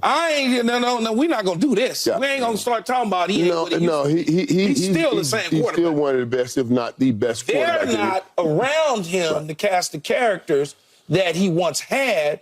Kelsey's a little older. The other guys are still trying to figure out how to play the position. Defense is doing okay. Their defense is okay. For a while, they were really good, and then they've tailed off. Right. I do not see them repeating, because I think they could lose at home in their first playoff game. If they draw Buffalo. Yeah, they could. I agree. All right. Up next, we got to get back to this. Micah versus Deebo and Micah versus Gronk? Next. It could be anybody with Kansas. No mercy, no mercy, no mercy. Won't back down. Okay, we talked about this earlier in the show, and we're about to go a level deeper on it. This is what Micah Parsons tweeted during the Ravens-49ers game. And I quote, "Down 21 and there are no shots or development throws, ! Should tell you all you need to know, ! I'm sure the 49ers will read that as a shot at Brock Purdy. So this is what Deebo Samuels said in response to that tweet on Kay Adams' show. Bro, we beat you 42-something a long time ago. I don't get why he's so bothered about what we got going on over here. I don't understand, like you saying you could be a quarterback in our offense. And you've lost 2 straight? This is what our man Rob Gronkowski said to Kay Adams about Micah's tweet. It's really weird that he's tweeting that out there. First of all, there's a saying out there, losers focus on winners and winners focus on winning. And if you want to be a winner, then you have to focus on winning. This was Micah's tweet response to Gronk. Prime example of let's attack the person rather than addressing the topic. Yeah, because it's so weird a football player is talking about football on a website where you can write your own thoughts and opinions, which to me completely missed or at least avoided Gronk's point. But Keyshawn, this time you first, if you would, your opinion of all of the above. Well, first, I applaud Deebo Samuel for protecting his teammates. Because I don't know which teammate is he talking about. That should be the one that feeds you. Yeah, exactly. So let's assume he's talking about Brock Purdy because there was no shots taken, because he wasn't talking about Sam Darnold in the end, all right? He's talking about Brock Purdy with the 4 interceptions. I applaud him on that. In terms of Micah Parsons, focus should be on winning, not a team that beat you 42-10. We all watched the Baltimore game. It's fine. We don't play in the league anymore. We don't have to potentially see either one of these teams. We don't have to see the 49ers or the Baltimore Ravens. We're going to the Super Bowl regardless. We will be there at some capacity doing something. If we decide to watch the game or go because of appearances or take the show on the road, if in fact the Dallas Cowboys magically appear in Las Vegas, maybe we do too. Never know. That probably won't happen. But anyway, you gotta think about this when you're Micah Parsons. I understand you have a podcast and you want viewership and listeners and all those sort of things. But in order to get those people to want to tune in to you, talking about a team that beat you 42-10, that's probably not a good way. Telling us how you're being held, telling us how you're going to do better, telling us how y'all going to strap things down and go beat Detroit. I'm okay with all of that because I'm not focused in on yesterday. Okay, I'm focused in on tomorrow because yesterday is already gone. It's in your back pocket. It's over with. It's gone to Pluto. There's nothing you can do about it. But when you engage in the Deebo Samuel's conversation by starting it, now all of a sudden you focused in on a team that beat you 42-10. And then Gronk is just doing his job as a television analyst personality. Yes, you can, if you Micah Parsons, talk about everything except other players on other teams and about how bad they're doing because you are still actively in the league. You're actively in the league. Now, you've been there people out there say, well, what's the difference between what y'all do and what he does? We don't play no more. We don't play no more. We ain't got to walk on the field to see that guy if we decide to say he can't. And then have Brock Purdy, if y'all see him again, throw for 350, 3 touchdowns, and run one in on your side, and you wind up with 0 stat line. How that's going to look? Leave that man alone, man. Focus in on Jared Goff and Jameis Winston and them and St. Brown, Amon-Ra, and focus in on that. Who you're playing right now. Right now on Saturday. Yeah, but you will see San Francisco and he will be talking. You know, he was talking about the hottest game. You hope to see San Francisco. And he was talking about the hottest game, and that was the Baltimore Ravens and 49ers game. Now, I got to say this about Micah Parsons, too. He's one of those guys that really believes he can play every position on the football field. He can. He really believes if that. If he focused in, he probably could. Right. He'd probably be the baddest tight end to ever face the field. Right. He asks Coach all the time, can I play some offense? Can I go offense? Running back, he's really serious about it. Herschel Walker used to do that. All the time, want to play every position, wanted to fight Mike Tyson. I said, stop talking to me about fight Mike Tyson. You're going to get killed. K-I-L-T. K-I-L-T is going to hurt a lot. That's it. That's that other. But those certain athletes, they think they can do any and everything. And Micah Parsons happens to be one of them that thinks he can do any and everything. And if this is what he does to get him fired up to play, this is what he wants to do. This is what he wants to do. I'm okay with what you're saying, Key. about staying away from talking about San Fran. If I'm playing against San Francisco, Michael, because let me tell you what. If I'm playing against San Francisco this week and they did the 42-10 to me, I will say something. But I'm not playing. I don't know when I'm gonna see them again. Right. And I can dig that. I can dig it that you don't know it and you say that. But you're going and he's looking at, this is the team. Everybody says the best team. And he's talking about, hey, we can get this team and we can do this and we can do that. I got no issue with any of that. You just got to show up and do it. And the reality is that San Fran is just a bad matchup for the Dallas Cowboys. So focus on Detroit. Yeah. Focus in on Washington. Focus in on what, but see, that's y'all do. Focus in on what makes you play the best football the next time you are on the football field. And if it's talking about San Fran, I don't care about, I don't know, but I'm just saying what makes him play his best football. I want him to focus. We can't tell him what to do. I'm okay with him doing what makes him play his best football. Michael, what brings the best out of him. Michael, you're 100% right. We can't tell any man what to do. We can't count another man's money. We can't do any of those things. What I'm trying to do as a former professional football player is give him the advice so that I don't have to sit up here and look at y'all little weeping faces on Monday when we come back in after Detroit runs the football down your throat. In the Twitter lines, in the Instagram lines are talking about Micah Parsons talking about a team that beat him 42, but y'all couldn't stop Detroit. I don't want to have to deal with that. I don't want to look at you stressed out. So that's all I'm trying to say. Yeah. And that's all I'm trying to say. Michael, the problem is Micah is not a boxer. He's not a golfer. He's not a tennis player. He plays on a football team. And that's the point I wanted to make sure, because you're right. Okay. When I used to mess with defensive ends, God bless his soul, Tua used to, and they used to say, Michael, you ain't blocking him. Yeah. Don't say a word to him. Yeah. And then, now there may be players saying to Michael, now some of these don't rile guys up that I'm playing against. Yeah. You know what I mean? But if it brings the best out of him.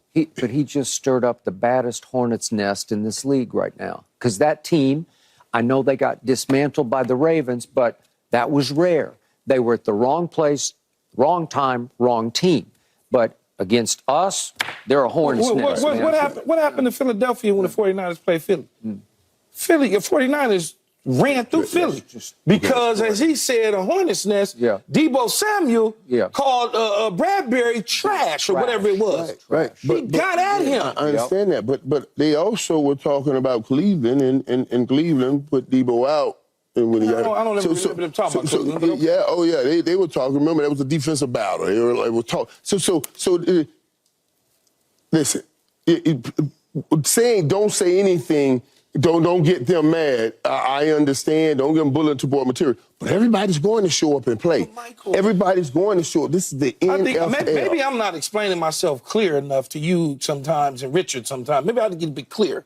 I'm not saying. I'm okay. I'm perfectly clear.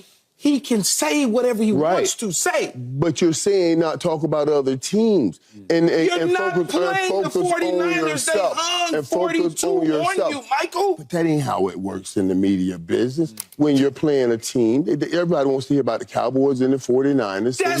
That's a month from now if it happens. He has to keep his... If it happens, it's a month from now. At least, right, Skip? And by the way, a little breaking news on this topic. The Dallas Cowboys opened as a 6-point home favorite over the Detroit Lions, and I said right out of the box, that's way too many points. Detroit's better than that, and they're playing at a higher level. That has been bet all the way down as we speak to 4.5. That's a big change. I bet it will go down. I bet it'll go down to 3.5 before this is over. Well, y'all play good at home, though. Okay, but Detroit is playing at a higher level right now than our team. We just lost to. And still playing for the number one seed. And still playing for the number one seed. To your point, this is at hand. Detroit is coming in. You've lost 2 in a row. You're going to lose 3 in a row. I think they're going to lose 3 in a row. I got a bad feeling about this game, but I'm not going to write them off because there is that beautiful pie in the sky you wrote 'em scenario. off already, Okay, man. no, I haven't. I have not, because I told Show you you from what he day did. one, we can beat Baker at Baker. We can win a game at Tampa. And right now it looks like that would be the game. But Can we you didn't flip write him the off from the switch back? Super Bowl? No, I don't write him off to get to the Super Bowl, because here's my point. If you go win at Tampa and all of a sudden, if the fates decree it, you might get to go back to San Francisco. You literally just Wait, told me Okay. the other day you're done with I the did Cowboys. not. I didn't. I had to that. get you off his Lie. You came to me, Absolute didn't lie. you? You came to me and said, Michael, I'm done with them. I'm done with them. You got to You're talk not me back listening. on this. You are not You gotta listening. talk. I said they're going to lose out. I said they're going to lose out, but I'm not done. I said from day one they're going to go win at Tampa. They went last year and destroyed Tampa. It was their best game of the year. Okay. I have said Maybe that. you said they're going to Okay. lose out. Maybe you said that. Speaking of podcasts, go listen to my podcast that I taped yesterday, because I laid it out. But I needed everybody to write us off. I needed everybody to ridicule and shame the Dallas Cowboys until they went and won a playoff game. And then we get to go back to San Francisco, and the third time would be the charm. We lost 19-12 at San Francisco last year. We held McCaffrey. Go look at his yards. See, this is with me and you. We get into it. Okay, We but we lost just- 42-10. 19-12. The last time you was in Levi Stadium, it was 42-10. I don't even care. But playoffs to playoffs. Next time we go would be a playoffs. Yeah. Playoff to playoffs. Hey. His comps are exact. Hey, go so they're look- playoff to playoffs. go look at You what talking we did. regular season and That is playoffs. correct. So his comps John, are The exact. last time you saw him, it was 42-10. I don't care But the about last time season. they played in the playoffs, which is the next time they will play, will be in the 19-12. playoffs. And Christian So McCaffrey those got comps are nothing. right. Go look at what So McCaffrey you think got. all of a sudden, because it's the playoffs, Absolutely. because it's the playoffs, all of a sudden, outside the locker room, you're going to put playoffs, San Francisco 49ers, so when they come out, they know it's the playoffs, opposed to 42-10 when y'all got smacked in San Francisco. It doesn't bother me a bit. But it does bother me that Micah's calling their quarterback Michael, trash, come on, man. basically. Stop, man. That's what No, bothers me. I'm not saying any of that is happening. I'm just telling you his comp was correct. He went playoff to playoff game. You're going regular season playoff I'm game. going His last comps is time better. I saw you. You ain't brought in no new players, and we ain't really brought in. Well, actually, we did bring in new players in Chase Young. I'm not saying you're not right. I'm just saying he Yeah. was right, too. All right, up He's next, not we right, got to though. talk about this. At least I do. And he dead ass wrong. I think Bill Belichick just tried to diminish Tom Brady by uplifting Josh Allen. We'll debate that Oh, now. that's a funny way of talking about it still. I never heard that one. Now, that's pretty funny. No mercy, no mercy, no mercy. Fall back down. Once again, your turn. Hashtag Undisputed Live. Here we go. First tweet from Mr. Barry. Micah and Deebo going back and forth on social media. Jim Carrey. I don't think this is any laughing matter, but Jim Carrey was good. he was good. He The was- second tweet is from Polo Bell. This is about Jaire Alexander. I'm the captain now. I remember that. I am the captain. Captain Phillips, a good movie. Very good movie. And finally, tweet number 3 aimed at me. Swifties assemble. I think they're going to come down on me, and I Yeah. say bring them on. But wait, what did he talk about? The Taylor Swift? Yeah. Or the Well, he DeAndre said, Swift? but Skip had been saying Or the the entire Tampa. time. I know. He's been saying the Distraction. entire time she's going to destroy the team. I didn't say destroy, but I just said distraction. Okay, now distraction. you're trying to get me destroyed. I ain't afraid of no Swifties. Bring them on. Okay. Swiftie. Here we go. Josh Allen's rise reminds Bill Belichick of another AFC East quarterback who flipped a switch in his third NFL season, according to Belichick, to become one of the league's best quarterbacks, this guy named Brady. So Belichick said it's kind of like Brady. Once Brady got to a certain point there in 2003, that's pretty much what he was the rest of his career. It wasn't like that in 02, wasn't like that in 01, certainly wasn't like it in 2000. But once he got to a certain point there, about the midseason of the 03 season, and then in the playoffs, and from then on, his level of performance and play and consistency was at the very top of the league.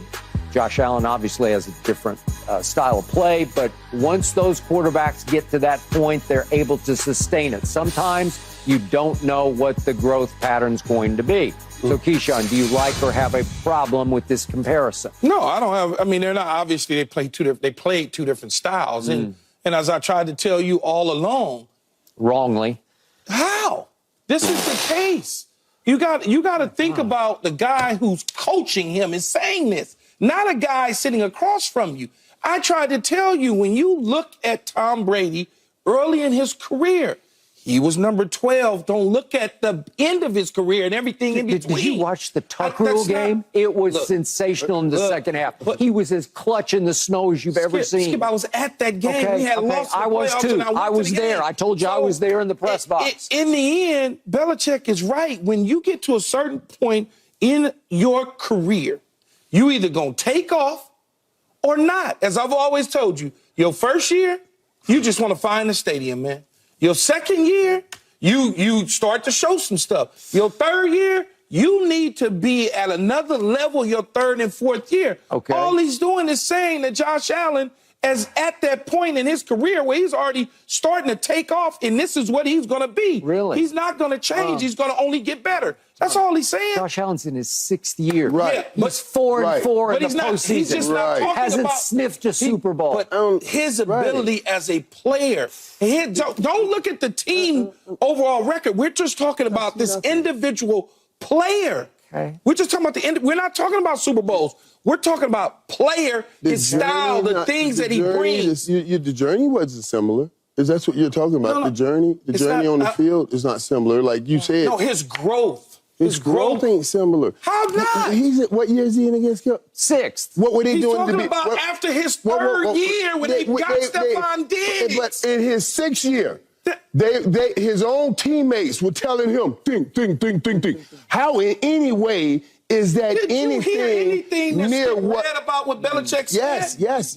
He's talking about after his third year. That he was a savant of the game and he understood it, and now he's tacked into who he is. But his own teammates are saying, you need to think more. You need to think more. It doesn't make sense. But when I look at Josh Allen, he has a body like a god playing quarterback. When I look at Tom Brady, I say, oh, God, you sure he plays quarterback? About his body. There's a difference. There's no similar style. There is nothing that you can compare Josh Allen to Tom Brady with. There is nothing.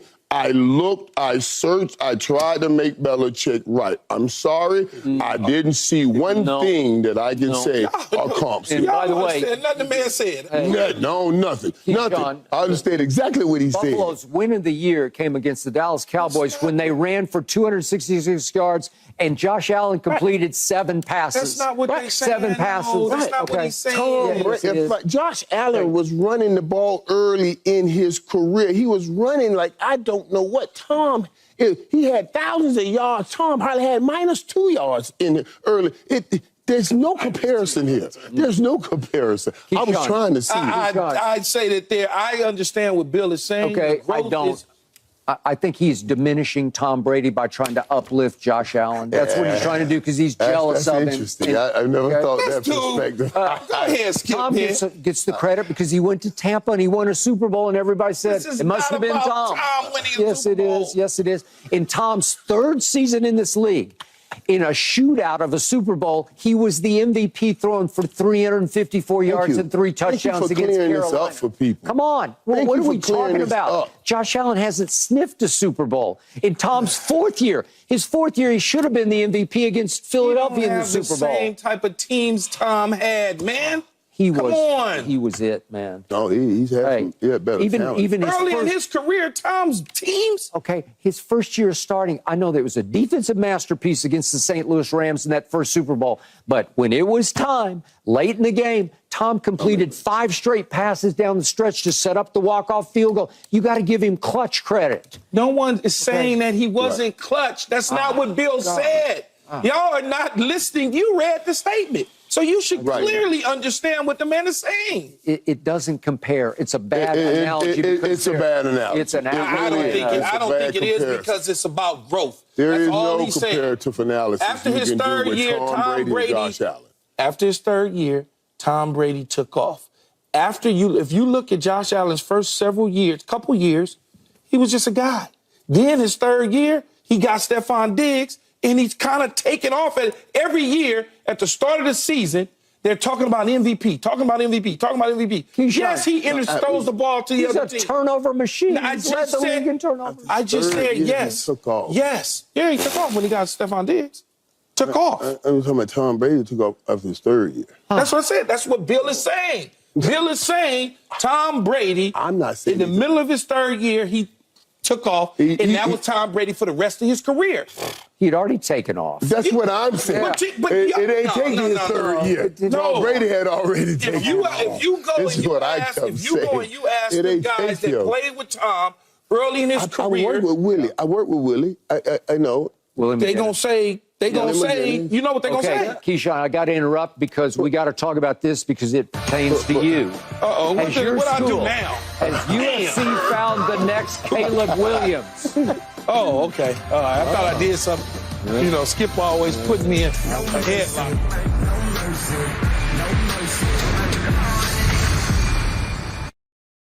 So last night on Fox, I watched a USC quarterback named Miller Moss throw 6 touchdown passes in the Holiday Bowl. Moss has now appeared in 11 games for USC, completed 72% of his 92 attempts, and has thrown 9 touchdown passes to just 1 interception. So last night I texted Keyshawn, Caleb who? Keyshawn, has your school found its next Caleb Williams? Maybe, but look, when you look at the air raid system, they always got a quarterback that's going to throw for 4 and 5 touchdowns in a game. It's just, I don't care if it's Jalen Hurts, I don't care if it's Kyler Murray, Caleb Williams. It's just, that's the system. I don't care about the offense. Fix the damn defense. Okay. That's all I care about. All right. Well, you hired a new coordinator. Yeah, Anthony Lynn's son, I think it's Deonton Lynn came over from UCLA. Okay, but he didn't coordinate last night. No, he did not coordinate last night. All right, but you got to admit, this kid looks legit. No, they all look legit. Okay, but some of them don't. Who was the quarterback at Oklahoma they replaced with Caleb? That y'all was in love with, Rattler? Yeah. He was legit. I never loved him. Oh, come on, man. That dude was rolling into the Texas game. Lincoln could never figure him out. They snatched him. No. And that was it. Lincoln could never figure out how to make it work. But you put up this kind of offense, Key. But that offense, air raid always do that, though. Okay, but Gardner Minshew did that at Washington State. Did you not see poise? Did you not see touch? Yes, that's all. Did you not see accuracy? I see it all the time for the air raid. Anybody. I need the defense to be go play quarterback. For yes, and this, pitch and catch. That's all it is. Pitch and catch. Let's play defense. You need that defense. Well, I need that defense, man. Okay. Scoring 40 and giving up 49 ain't going to help. Joe Burrow has the record of 7 touchdown passes because he got it against Lincoln Riley, right? Because they never play defense. That's it for us. We're back tomorrow at 9:30 Eastern, and I can't wait. Wait.